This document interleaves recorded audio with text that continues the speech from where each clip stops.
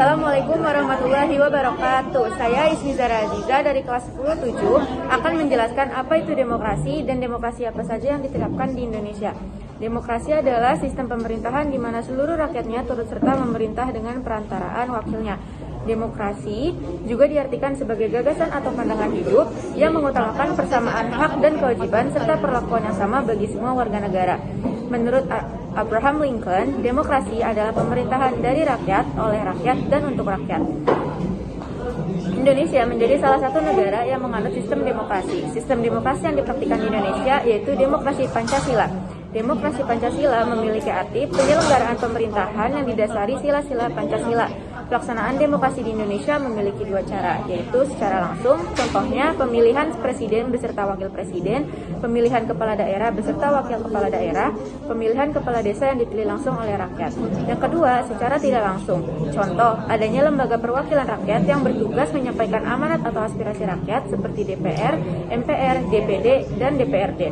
Ada beberapa demokrasi yang dipraktikkan di Indonesia dari masa ke masa, yaitu demokrasi parlementer yang dilaksanakan dari tahun 1945 sampai 1959 dengan ciri-ciri kekuasaan legislatif di atas eksekutif, pemerintahan dijalankan oleh Perdana Menteri, presiden hanya sebagai lambang negara, dan pengambilan keputusan dengan suara mayoritas.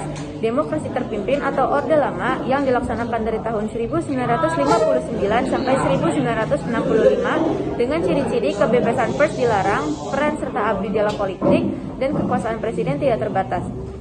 Ketiga, demokrasi Pancasila atau Orde Baru dari tahun 1966 hingga 1998 dengan ciri-ciri pemerintah dijalankan secara otoriter, rekrutmen politik secara tertutup, rotasi kekuasaan eksekutif hampir tidak pernah terjadi. Yang keempat, demokrasi Pancasila dari tahun 1998 sampai sekarang dengan ciri-ciri partai-partai politik berkembang, kebebasan berpendapat diperjelas, HAM ditegaskan lebih jelas. Kesuksesan demokrasi ada di tangan kita semua. Sebagai rakyat pemegang kekuasaan tertinggi, jadi teruslah berteman, bertemu, dan berbagai supaya kita bisa jaga demokrasi bareng-bareng. Terima kasih. Wassalamualaikum warahmatullahi wabarakatuh.